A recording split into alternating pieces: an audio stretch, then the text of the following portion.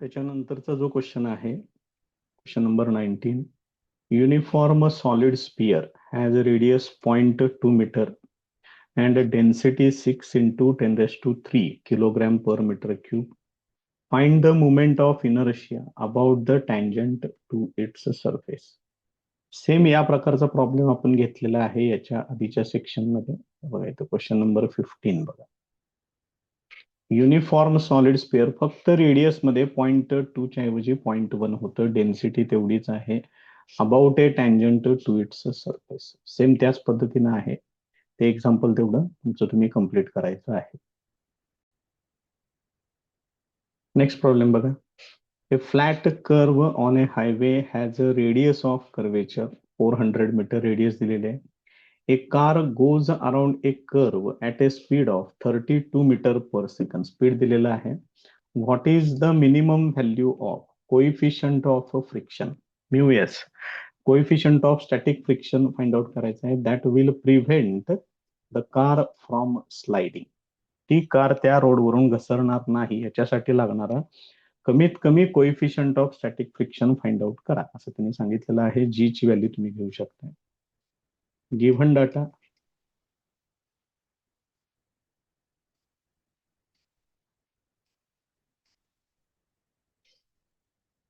Radius of curvature सांगितलेलं आहे 400 metre.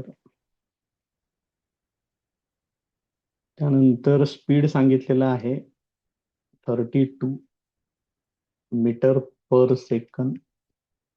Minimum value of coefficient of friction विचारलेलं आहे. Mu S. नुसतं म्यू लिहिलं तरी पण चालतंय, काही अडचण नाहीये. G equal to 9.8 metre per second square. पुढचा सेक्शन आहे formula and calculations.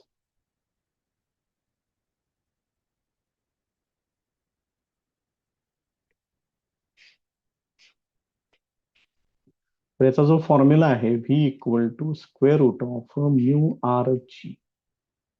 Mu S लिहूयात, आर जी या पद्धतीनं स्क्वेअरिंग बोथ साइड करतोय. V square equal to mu S R into G. therefore mu s equal to v square upon R G. आता याच्यामध्ये values वापरून घ्या. therefore mu s equal to v चा square म्हणजे 32 चा स्क्वेअर करावा लागेल तुम्हाला. R 400 into 9.8. सरळ डायरेक्ट लॉगनं सोडवायला घ्या. प्लीज विनाकारण त्यात किरकोळ किरकोळ काही कॅल्क्युलेशन करत बसायला नको. 400 आणि 9.8 40चा 60-21 आहे. एकदा चेक करूया. 40-60-21 आहे का बघून घ्या. बघा 40चा 60-21 आहे आणि 98चा 99-12 आहे. बघा 98 99-12. मी पण बघून घ्या लॉग टेबल मध्ये. 400 म्हणजे 2 पॉइंट येणार. 60-21 9.8 त्याचा 0 पॉइंट येणार. 3-3-9 आणि 6 1500 5 7 आले 1 2 आणि 1 3. हे छेदाचं कॅल्क्युलेशन झालं. आता मला पाहिजे 32चा वर्ग पाहिजे. मग 32चा लॉग बघूया पहिल्यांदा. त्याची दुप्पट करायची फक्त, स्क्वेअर आहे म्हणून. 32चा 0 मध्ये 50-51.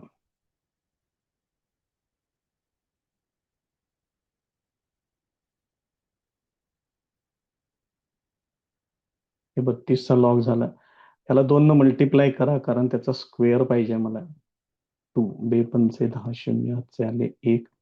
इथं 1 येणार. तो बे पंचे 10 शून्य हातचे आले 1 बे 1 बे आणि 1 3 येणार. मग आता याच्यातून हे कॅल्क्युलेशन वजा करायचं. 3.5933 अंश छेद बघून घ्या व्यवस्थित. 3 आणि 9 12 हातचे आले 4 आणि 6 10 हातचे आले 1 10 आणि 1 11 हातचे आले 1 6 आणि 4 10 चालेल 3 वजा 4 म्हणजे इथे येणार 12. परत एकदा चेक करतोय.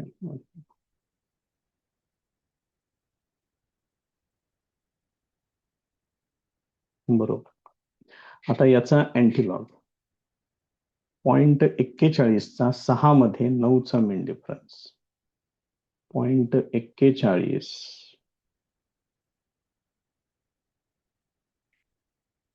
6 मध्ये 9चा मीन डिफरन्स 26-11 होणार ते 26-11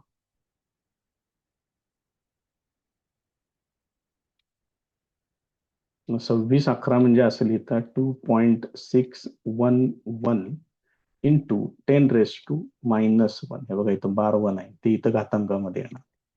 मग याचं फायनल आन्सर येणार mu S equal to decimal point एक घर डावीकडे सरकवून घ्या 0.2611 हे त्याचं फायनल आन्सर. नेक्स्ट प्रॉब्लेम बघा. The frequency of revolution of a particle performing circular motion changes from the initial value 60 rpm, the final value 180 rpm in 20 seconds. He initial frequency final frequency time दिलेला आहे. Calculate the angular acceleration of the particle. Simple problem आहे, काहीच अवघड नाही याच्यामध्ये जास्त. Given data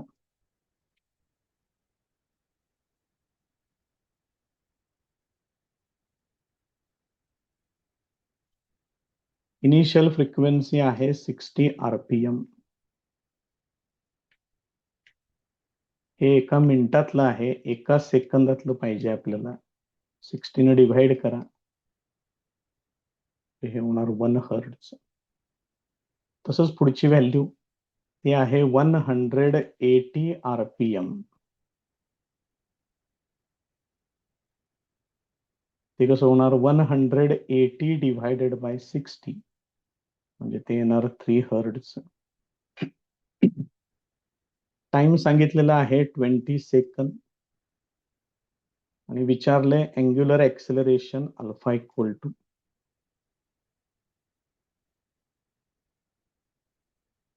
पुढचा section formula and calculations.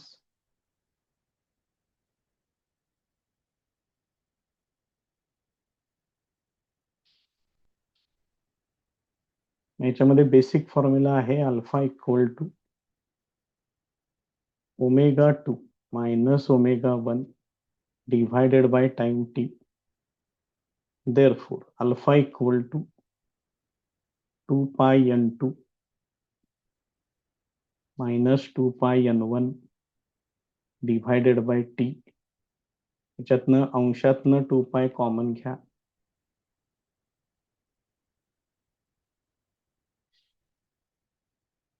तर हे असेल. Therefore, alpha equal to याच्यामध्ये व्हॅल्यूज वापरूया आता आपण 2 pi n2 आहे 3 n1 आहे 1 डिव्हायडेड बाय टाइम टी आहे 20. हे किती होणार 3 मायनस 1 होणार 2 2 इंटू 2 4 पाय डिव्हायडेड बाय 20 होणार. देअरफॉर अल्फा इक्वल टू 4 ने इथे डिव्हाइड करून घ्या ते होणार pi upon 5 radian per second square.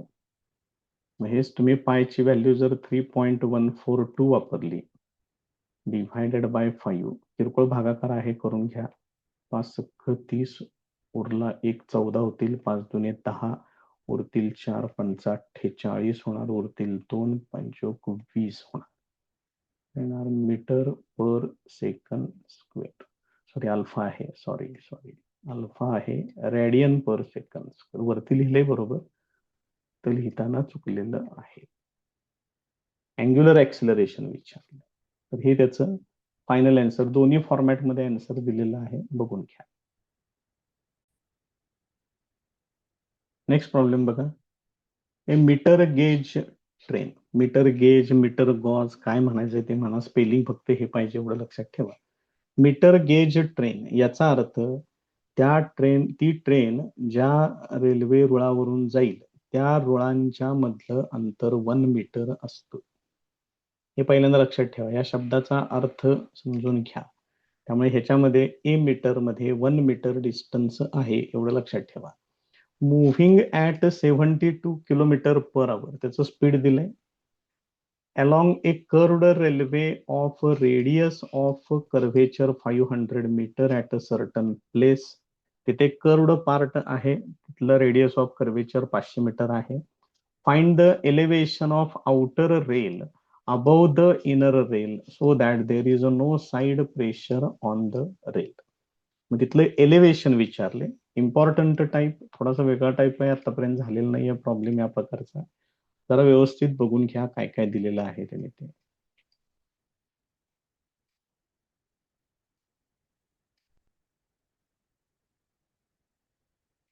Given data, distance between two rails is equal to, त्याला आपण डिस्टन्स डी कन्सिडर करूया 1 मीटर.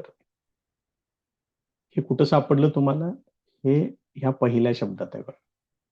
या पहिल्या 2-3 शब्दांमध्ये, शब्दप्रयोगामध्ये मीटर गेज ट्रेन म्हणजे 2 रेल मधलं डिस्टन्स 1 मीटर घ्यायचं. त्या ट्रेनचं मूव्ह होण्याचं स्पीड त्यांनी सांगितलेलं आहे 72 किलोमीटर पर आवर सांगितलं. मग याचं मीटर पर सेकंद मध्ये कन्व्हर्शन करायचं आहे. तर हे असेल 18 इथं भाग घालवा, 18 चोक 72, 4 पंचे 20, हे स्पीड येईल त्याचं. त्यानंतर तिथली रेडियस सांगितलेली आहे 500 मीटर. एलिव्हेशन विचारले, एलिव्हेशनला आपण एच कन्सिडर करूया. त्यानंतर जी ची value 9.8 metre per second square. पुढचा section formula and calculations.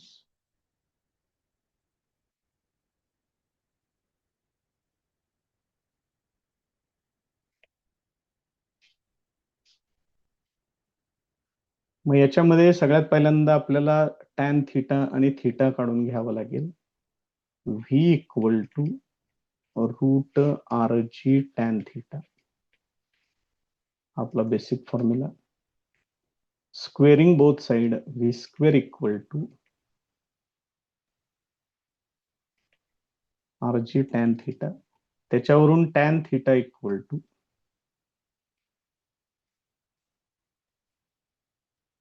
V square upon R G. याच्यामध्ये व्हॅल्यूज वापरूयात आपण. Therefore tan theta equal to V square, V square V ची व्हॅल्यू आहे 20, त्याचा स्क्वेअर डिव्हायडेड बाय रेडियस आहे 500, जी ची व्हॅल्यू आहे 9.8. इथं थोडस इझिली सिम्प्लिफिकेशन पॉसिबल आहे, तेवढं करून घेऊया. 20 चा वर्ग तो होणार 400 डिव्हायडेड बाय 500 इंटू 9.8. हे 2 शून्य, हे 2 शून्य कॅन्सल करतोय. आमचा 48 म्हणजेच 0.8 डिव्हायडेड बाय 9.8 हे एवढे. हे एवढं आता मला सोडवावं लागेल. 80 चा लॉग 9031 आहे. चेक करूया आपण. 80 बघू शकताय तुम्ही, 9031. तुम्ही पण लॉग टेबल मध्ये बघत चला.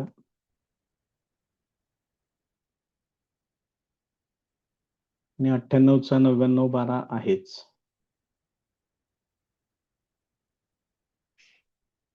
दोन वजाबाकी करायची आपल्याला इथं. 2 आणि 9 11, हातचे आले 1, 3 मधून 2 गेलं, उरले 1, 9 आणि 1 10.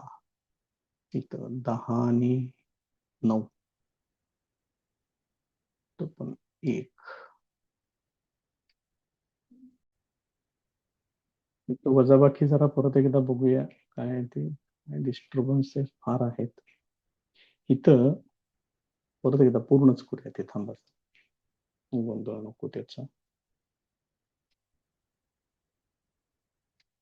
2 आणि 9 येणार इथं, हातचे आले 1, 3 मधून 2 गेला, उरला 1, 9 आणि 1, 10 हातचे आले, 10 आणि 9 होणार इथं, हातचे आले 1, -1 ते होणार -2, बार 2 होणार तिथं.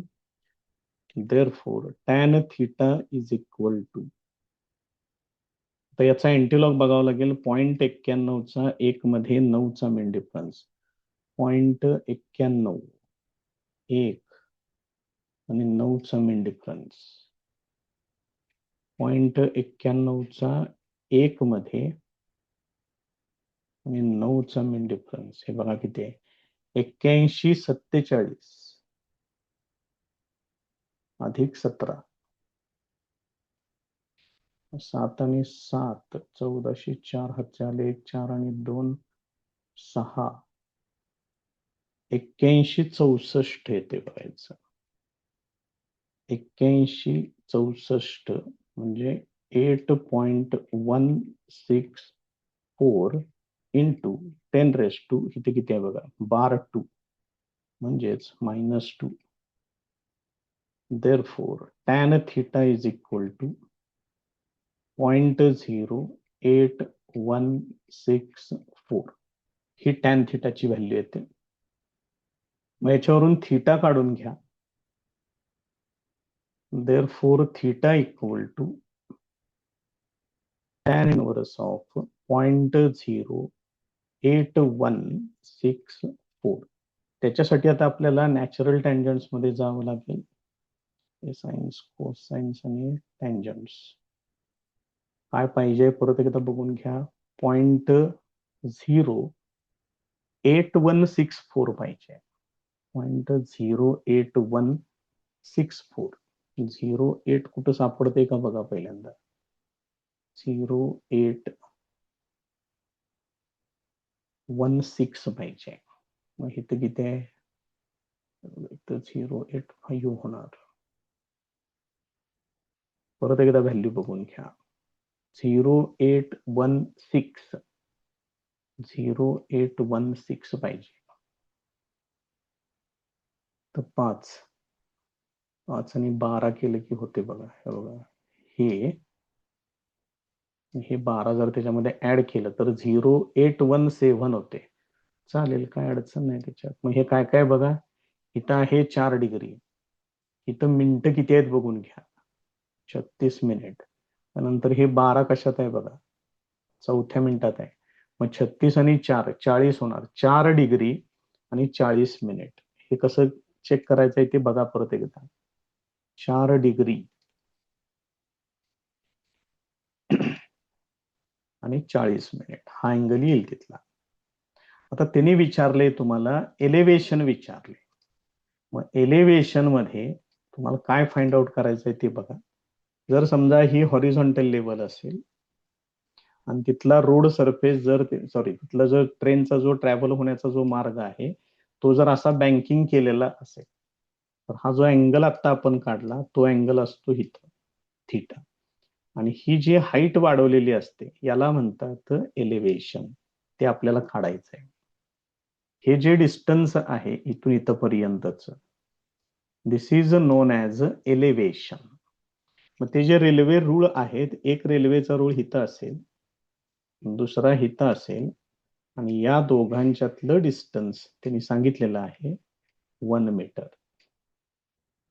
मग तुम्ही जर हे काळजीपूर्वक जर बघितलं तर तुम्हाला थीटा माहिती आहे, समोरची बाजू काढायची आहे, हायपोटेनियस तुम्हाला माहिती आहे, याचा अर्थ याच्यामध्ये मला साइन थीटा घ्यावं लागेल.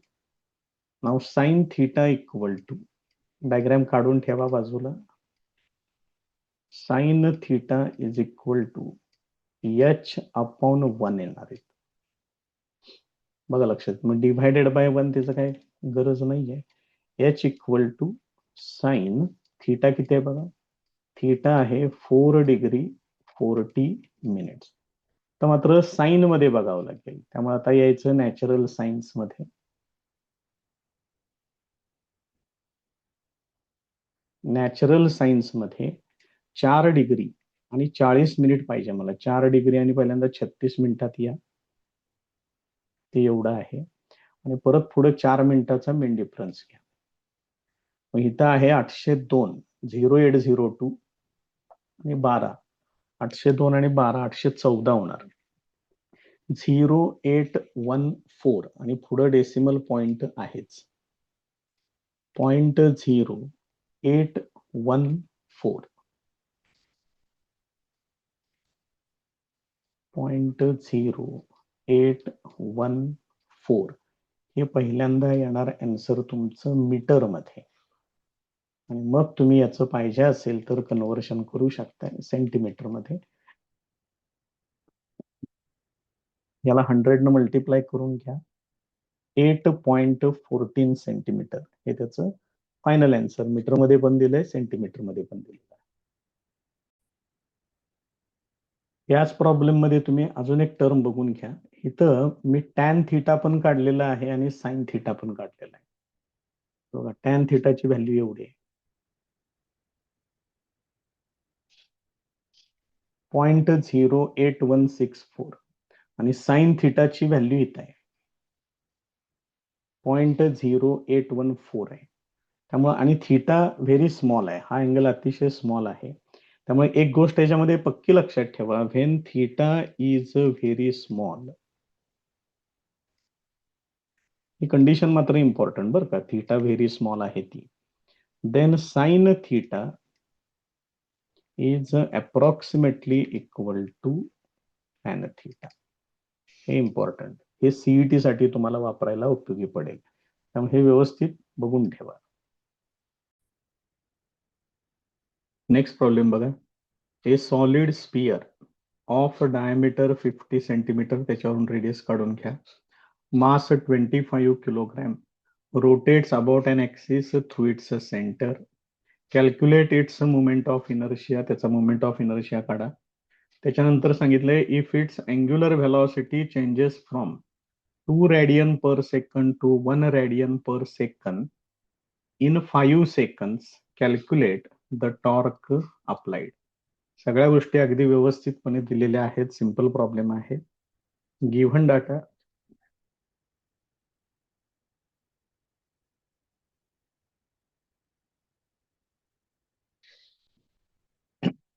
सॉलिड स्पियर सांगितलेला आहे, डायमीटर दिलेला आहे 50 सेंटीमीटर.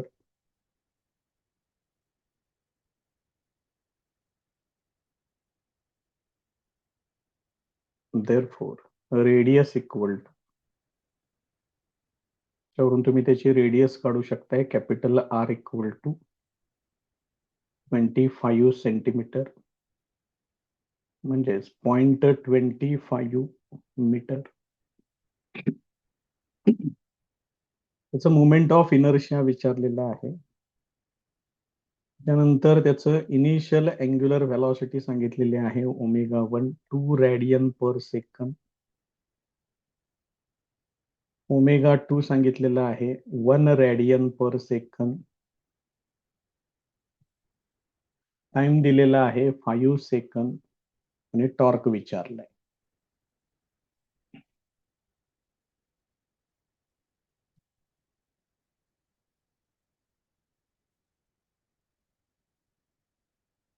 पुढचा section formula and calculations.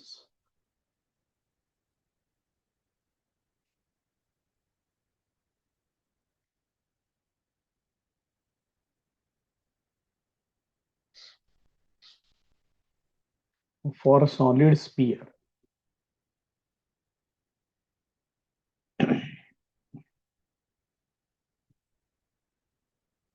Moment of inertia solid स्पियरचा I equal to 2/5 mr square. Therefore I equal to 2/5.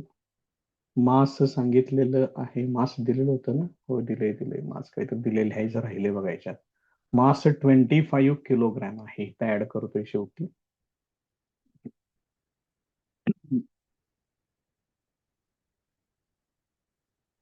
मास आहे 25 आणि रेडियस आहे 0.25 त्याचा स्क्वेअर. हे किती होणार, इथं 5 ने इथं भाग घालवा, ते 5 10.25, त्याचा वर्ग करा. 25 चा वर्ग येणार 625, म्हणजे हे होणार 0.0625 एवढे येणार आहे. त्यामुळे त्याचा मोमेंट ऑफ इनर्शिया जो आहे, डेसिमल पॉइंट एक घर फक्त उजवीकडे सरकवून घ्या.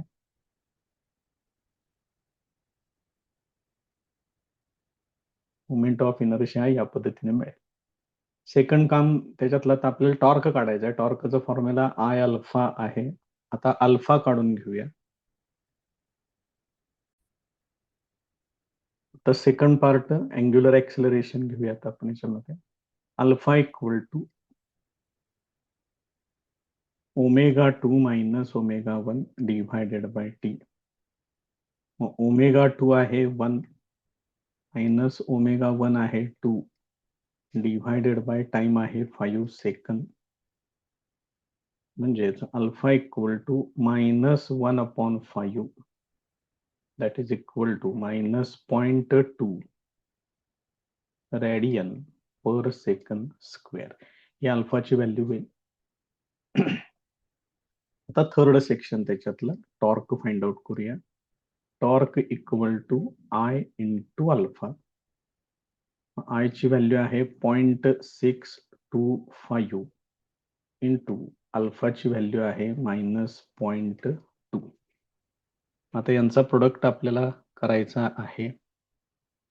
सिंपल बेचा पाडा आपलं काय असेल ते, आणि मग नंतर डेसिमल पॉईंट तेवढा ऍडजस्ट करा. 2×5 = 10, 0 हातचे आले 1, 2×2 = 4 आणि 1 5, त्यानंतर बेसख 12 हे असं येईल. त्यामुळे त्याचं फायनल आन्सर जे आहे ते इथंच तुम्हाला डेसिमल पॉईंट द्यावा लागेल, 0.1250, आणि मायनस साईन तिथं आठवणीने ठेवा, इथं आहे बघा मायनस साईन. त्यामुळे याचं जे फायनल आन्सर आहे, torque equal to -0.125 newton metre, हे त्याचं फायनल आन्सर आहे. त्यामुळे सिंपल प्रॉब्लेम आहे, फक्त स्टेप्स व्यवस्थित कंप्लीट करा. नेक्स्ट प्रॉब्लेम बघा. A wheel of moment of inertia 1 kilogram metre, direct दिलेला आहे moment of inertia, rotating at a speed of 30 radian per second, initial angular velocity. Due to friction on the axis, it comes to rest. Final angular velocity 0. In 10 minutes म्हटले, मिनिटाचं सेकंदामध्ये conversion करा. Calculate the average torque of the friction. Torque find out करा. Simple problem आहे.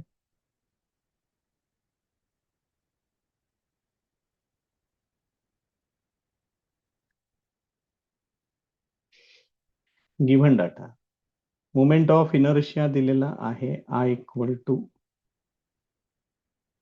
1 kilogram metre square. त्यानंतर initial angular velocity सांगितलेली आहे 30 radian per second. Final angular velocity ω2 ते आहे 0 रेडियन पर सेकंड. टाइम सांगितलेला आहे 10 मिनिट्स.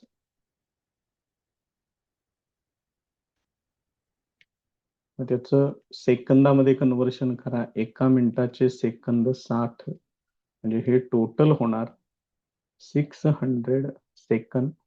आणि फायनल टॉर्क फाइंड आउट करा असं त्यांनी विचार.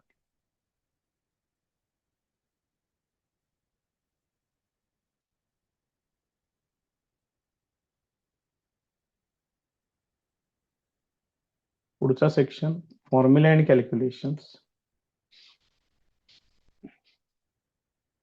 सगळ्यात पहिल्यांदा आपण याच्यामध्ये अल्फा फाइंड आउट करूया.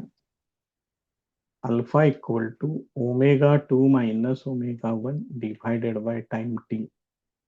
ω2 आहे 0 मायनस ω1 आहे 30 डिव्हायडेड बाय टाइम आहे 600, म्हणजे किती होणार बघा, -30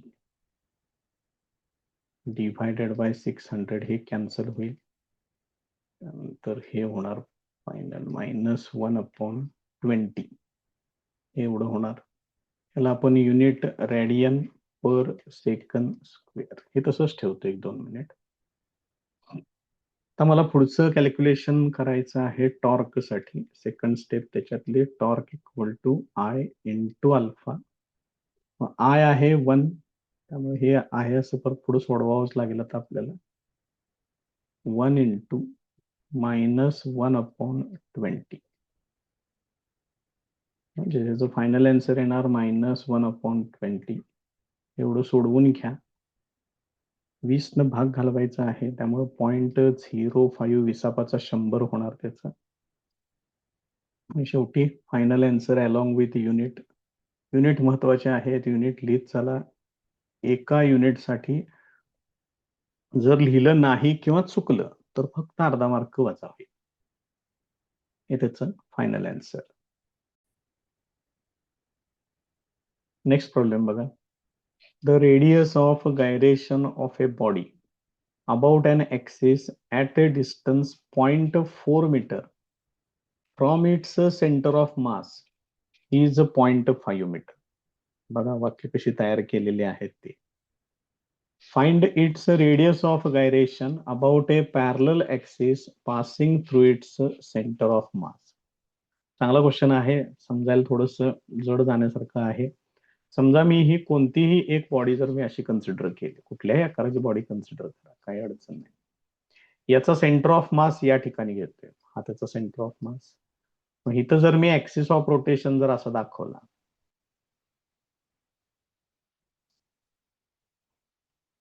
इथं जर बॉडी या ऍक्सिस ऑफ रोटेशन भोवती जर रोटेट झाली तर इथला मोमेंट ऑफ इनर्शिया IC.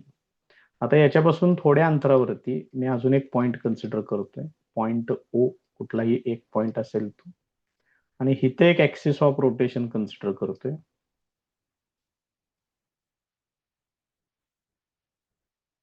या पद्धतीनं या ऍक्सिस ऑफ रोटेशन भोवती बॉडी फिरली तर इथला moment of inertia I consider करतो. हे दोन पॅरल ऍक्सिस आहेत. दोघांच्यातलं डिस्टन्स कन्सिडर करतोय H. आता आपल्याला रेडियस ऑफ गायरेशन पाहिजे about this axis of rotation. Radius of gyration KC, about this KO, आणि या दोघांच्यातलं डिस्टन्स H. आता त्यांनी वाक्य कसं सांगितलंय त्या पद्धतीने तयारी करूया. Radius of gyration of a body about an axis at a distance 0.4 metre from its centre of mass. Centre of mass पासून 0.4 मीटर, याचा अर्थ H ची व्हॅल्यू 0.4 मीटर आहे. At a distance 0.4 metre from its centre of mass is 0.5 metre. म्हणजे 0.5 metre ही radius of gyration आहे. कुठली? इथली. या ठिकाणी रेडियस ऑफ गायरेशन किती सांगितलंय? 0.5 मीटर. आणि त्यांनी रेडियस ऑफ गायरेशन कुठलं विचारले बघा. Find its radius of gyration about A parallel axis passing through its centre of मास. याचा अर्थ KC तुम्हाला विचारले, आणि प्रिन्सिपल ऑफ पॅरलल ऍक्सिस तुम्हाला याच्यामध्ये वापरावं लागेल. त्यामुळे हे प्रॉपरली अंडरस्टँड झालं तरच हा प्रॉब्लेम सोडवता येईल. चांगला प्रॉब्लेम तयार केलेला आहे तो. गिव्हन डाटा डायग्राम वरून आपण आता तयार करू ते सगळं. H equal to 0.4 metre. त्याच्यानंतर KO ते दिलेलं आहे 0.5 मीटर. मी विचारलेलं आहे KC. पुढचा सेक्शन घेऊया फॉर्म्युला अँड कॅल्क्युलेशन. काय जास्त कॅल्क्युलेशन काय करावं लागणार नाही आपल्याला याच्यात.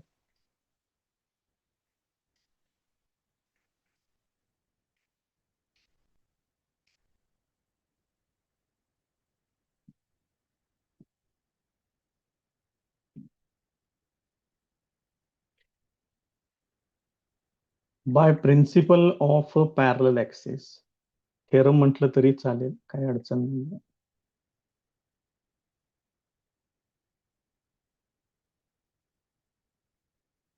इथे इक्वेशन येणार IO equal to IC plus MH square. आता ह्याला रेडियस ऑफ डायरेशनच्या फॉर्मॅटमध्ये घेऊन जाऊया. बॉडीचं मास तेवढंच असणार आहे, त्यामुळे सर्व ठिकाणी यम सेम येणार आहे. असेल मग सगळीकडचं यम कॅन्सल करून टाकतोय, स्क्वेअर पाहिजे.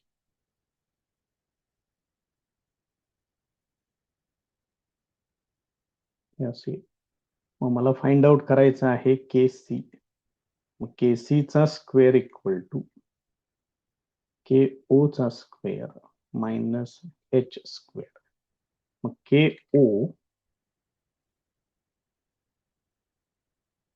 ओ आहे 0.5, त्याचा स्क्वेअर मायनस एच ची व्हॅल्यू आहे 0.4, त्याचा स्क्वेअर. आता हे फक्त सोडवायचं पुढं. Therefore kc square equal to 0.25 minus 0.16.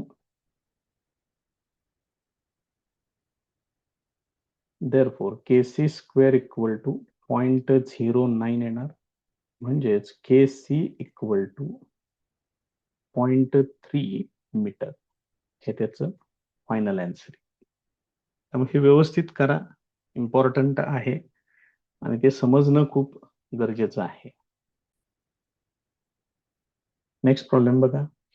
A car rounds a curve of radius 625 meter with a speed of 45 meter per second. Radius दिले, speed दिले. What is the minimum value of coefficient of friction? मी विचारलेला आहे, which prevents the car from sliding. जीची value पाहिजे असेल तर तुम्ही घेऊ शकताय. गिव्हन डाटा सिंपल प्रॉब्लेम आहे, काय फार अवघड असं काय विचारलेलं नाहीये.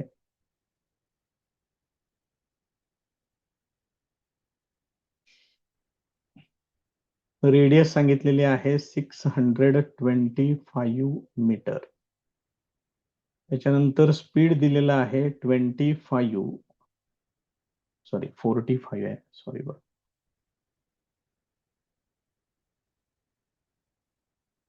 45 metre per second. Mu S विचारलेला आहे, कोइफिशियंट ऑफ स्टॅटिक फ्रिक्शन. त्याच्यानंतर जी ची value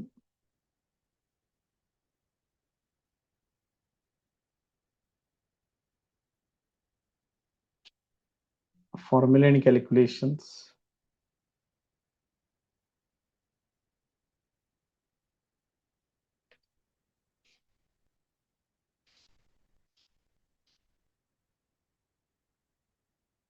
V equal to square root of mu R G.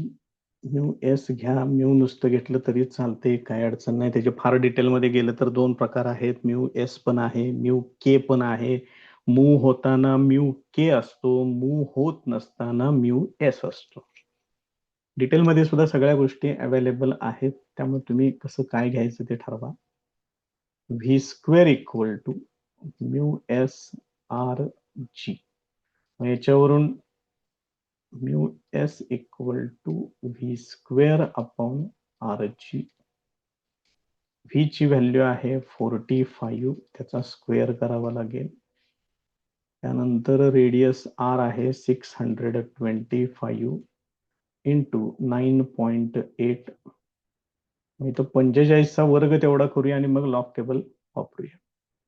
Mu S, हो मग स्कॉलरशिप मध्ये तुम्हाला झालेलं आहे, एकक स्थानी 5 असेल तर वर्ग कसा करायचा असतो ते बघा. येते का 5चा वर्ग मांडा 25, 4 आणि 4च्या पुढची संख्या 5, 4 25 यांचा प्रोडक्ट करायचा असतो, हे असे येते. 625 आणि 9.8 याला भाग लागेल थोडस. 25 देईल, 25 जाईल, याच्यामध्ये भागाकार होईल थोडासा, ठीक आहे. पण परत आणि लॉग टेबल करावंच लागेल. त्याच्यापेक्षा लॉग टेबल कडे या. 625 62चा 5 मध्ये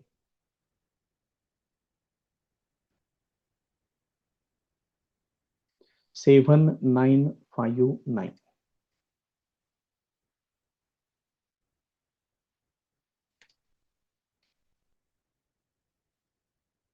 98चा 99 12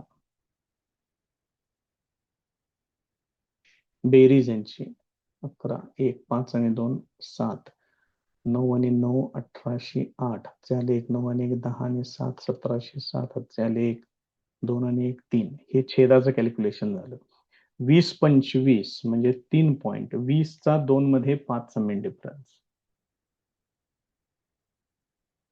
20 2 मध्ये 5 चा मेन डिफरन्स म्हणजे 30 54 55 65 30 65 3065 हे झालं अंशाचं कॅल्क्युलेशन.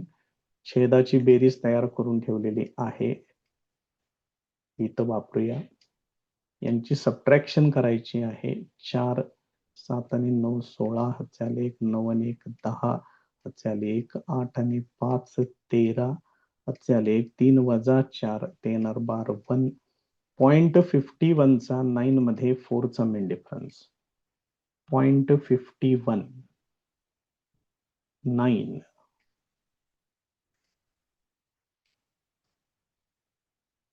9 मध्ये 4 चा मेन डिफरन्स मग 3307 3307